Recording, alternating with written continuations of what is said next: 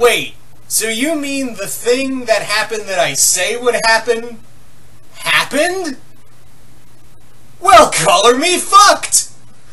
Alright, so yes, this is my review for Voltron Legendary Defenders Season 6, and in order to properly talk about this, I'm gonna need to do some spoilers. So if you have not watched the season yet, now's your chance to back out, because, man, we got a lot to unpack about this season, don't we? We have got so much to fucking unpack with this season that it's gonna be difficult to say anything without doing spoilers. So it's gonna be a tough one, guys. Yeah. Anyway, so yeah, I'll give you guys a couple seconds to back out now. Okay, so if you're still here, that means you want to be spoiled or you already saw the season. So, let's talk about the obvious thing that happened. Lotor's betrayal. Like I said, I didn't trust him from the get-go, and everyone was like, oh, it's like Zuko's story, it's like Zuko's story. No, it's fucking not! I knew this was going to happen from day fucking one! And no one listened to me!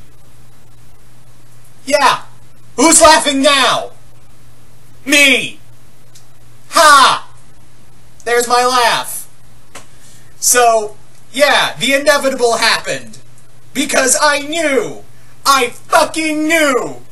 You could not trust Lotor! I knew for 1 second, and I really, really feel bad for the people who shipped Lotor and Allura. I feel awful for you people right now, because you guys are like, oh, it's so beautiful, it's like Beauty and the Beast! Oh, really? You think? Oh boy, you are in for a treat! Because I knew Lotor was bad, but we didn't know how bad. Harvesting other Alteans for their quintessence is downright diabolical. The fact that, and yes, there are other Alteans. It turns out, yeah, there were other Alteans, because it would make sense, because they were capable of space travel, so obviously there probably were some refugees that not only got off the planet, but a good number of them were probably off-world, as Ravel, I think her name was, said that, yeah, some of us were on merchant missions, or just trading, of course. So, it was much like with Vulcan, where, in the Abrams universe, so when Vulcan was destroyed, there were Vulcans out there, but there weren't a lot out there, you know, there weren't enough out there. But now, Lotor managed to round them all up, and was essentially bringing them like lambs to the slaughter. That is horrifying, people. That is... like I said, I knew Lotor was going to betray them. I didn't buy the whole redemption arc for a goddamn second. So, yeah. To all the Lotor Allura shippers out there, I apologize in advance. I'm so sorry that your ship got sunk faster than the Titanic. So, yeah, I feel so bad for you people, right? I feel so bad for you shippers right now. I also want to say that I feel really bad for another ship that looks like it's going to sink, is Keith and Lance. That looks like that's also going down. So I already feel like the shippers out there are already like screaming, man the lifeboats. In other words, get the fanfiction real quick. Yeah, that's shipping term. That should be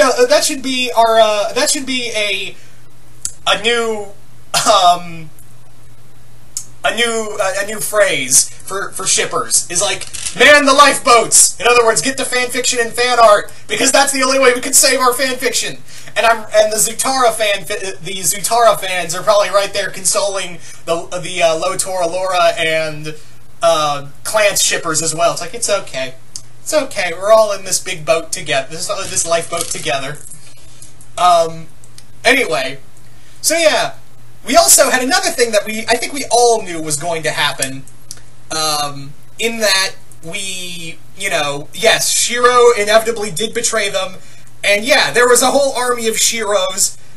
Oh my god. Also, before we go any further, I also want to mention that I can't be the only one. Actually, no, when I was watching the fight between Shiro and Keith in that lab, I was thinking to myself, God, someone really, and I mean really, needs to put the the music from Obi-Wan and Anakin's fight from Revenge of the Sith in there, because all I could think was Keith saying, "You were the chosen one! It was said you were supposed to be the paladin of good! Bring balance to the galaxy, not leave it in darkness! You were my brother, Shiro! I loved you!" Yeah, that's all I could think was Anakin and Obi-Wan's fight. Someone really needs to not only, like, redo that scene with the, with that music, but also, like, that dialogue. Hopefully a Voltron crack will, do that, because there's a ton of that out there, and I can only imagine the fuel that this is getting. But right now, we all need... But first, before we get to any Voltron Season 6 cracks, we all need to, like, take a breather, don't we? Also, in terms of Keith, yeah, can we just admit that he got a Pokemon? Like, yeah, he pretty much got a Pokemon as a pet, and he also got aged by 2 years. Oh, it's so amazing. And the stuff with his mom, oh man, just this whole season. Even the Monsters and Mana episode, which it's admittedly a skippable episode, but it feels more. But unlike the Voltron show, where that was downright horrible and you could skip it no problem, this one you could skip. But I would recommend watching it because A, it's actually kind of fun because I always enjoy like Dungeons and Dragons parodies, and also the idea of Karan being a cruel and terrible god in D&D. Yeah, in D&D is a hilarious idea because I myself am a cruel and unmerciful god of a dungeon master myself. So I thought that was fun. And on the other end of the spectrum, it's a nice fluffer, because right after that, the emotional roller coaster hits you in the dick. So, you know, like I said, it's a nice fluffer for what happens next. And what happens next is total goddamn insanity. I mean, seriously, guys. Yeah, this got heavy real quick. Keith's development with his mom was really cool. I liked the backstory of what it was and why she really left. I love the stuff between them, even though it was brief. Hopefully we'll get to expand on it more. And yeah, Lotor built his own goddamn Voltron, which, by the way, did anyone else get a Frieza vibe from the design? No, really, it looked like a Mecha Frieza. Not Mecha Frieza from Dragon Ball. You know what I mean, like a Gundam. If Frieza was a Gundam, is what I'm trying to say. In fact, if I looked at it right, there is even a point where Lotor put it in a pose like Frieza when he's standing. Ah, come on. Even when he's doing the teleport moves and he's fighting, it's like, yeah, it's like a mecha version of Frieza versus Goku. Yeah, I can't be the only one thinking that. Yeah, also we got some cool development for Hunk in the first episode, which in other words, finally, that's something we've all been waiting for. Pidge I still don't like Pidge, just saying, I still don't care for her character. Yeah, I could go into a whole list of why I don't like Pidge, but, well, that's for another time. Anyway, so, yeah, also I love how Keith, back in the saddle, no problem, like, he's like, I'll get in the Black Lion, and it's not like, oh, maybe I shouldn't, it's like, no, I'm getting in and we're gonna kick some ass. So, yeah, and at the end of it all, the destruction of the Teledove. Ah, that broke everyone's heart. That destroyed everyone's heart, but then, yeah, Shiro came back. Again, but this time like the real Shiro, but it's in the clone Shiro's body. It's like a mind... It's totally like Search for Spock. No, really, it is totally like the ending of Search for Spock. Yeah, where they had to transfer his consciousnness out of one thing and then into another. Yeah, it was totally that. And also, I couldn't help but think of when Shiro now has white hair, so now I'm thinking, like, he's no longer Shiro the Black Paladin. He is Shiro the White. Yeah, so Shiro's now Gandalf the White. Or, better put, because this is technically Tokusatsu, he's the White Paladin, and now he's now technically the White Ranger. Oh, man. So, yeah, but I personally like the Gandalf stuff first, because it's close to that. So now he's like a version of Tommy Oliver, Gandalf, and Spock. That's that's now Shiro's predicament. And now a few other things. You know, Lotor's former generals are back out there. Herneva or Hagar, or whatever the hell she's calling herself, is still out there. We don't know what's the plan for them. You know, with Lotor gone, the Voltron, the Galra Empire is now leaderless, and now this gives the chance for Sendak to move in. You know, Sendak's still a major power, but with Lotor gone, quote unquote, he now has the chance to move in, and also the Paladins have to go back home, which that's going to be an interesting thing, because I'm pretty sure, you know, the Earth Garrison didn't really take too kindly to the idea of, you gotta believe me, there's alien forces out there, and they're like, my daughter, it's a magical lion, it's weird. Yeah, he's probably crazy, and they're probably going to try to experiment on Laura and Crolia. You know, they're probably going to, because humans are pieces of shit when it comes to aliens. I mean, we're essentially pieces of shit, mostly, but we are really bad to, you know, that's something that isn't human. So, yeah, I feel really bad for Karan, Alora, and Crolia.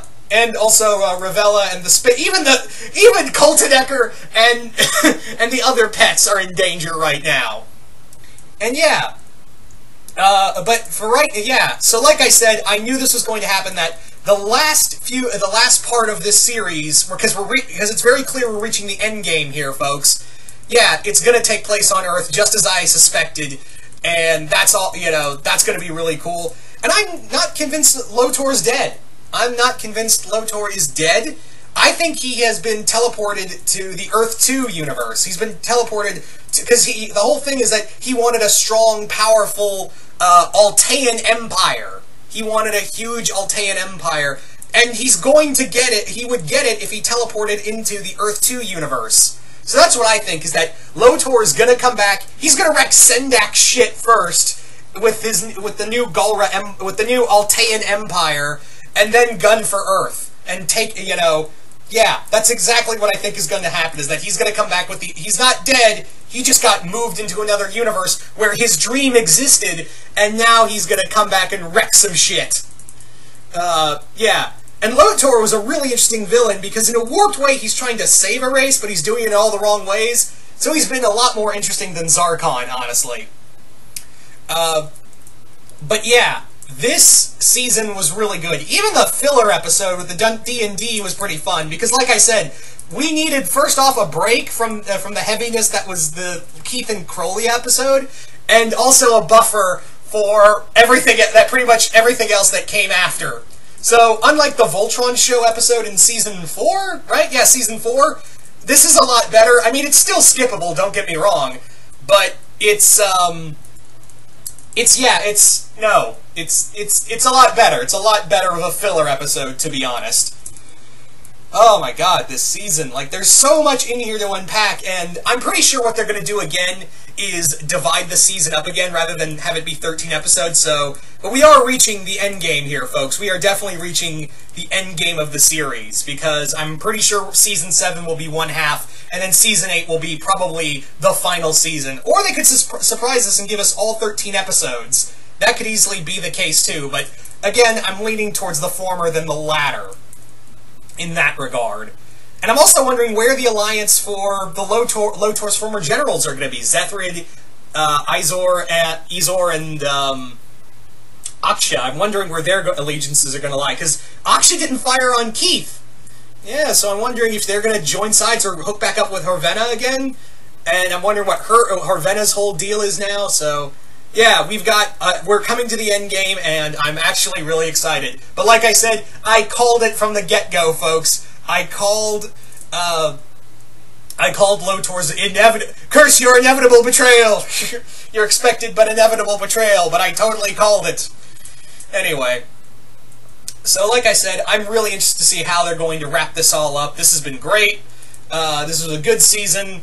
And yeah, so you guys tell me in the comments below. What did you guys think of Voltron Legendary Defenders Season 6? Do you guys like it? Do you guys hate it?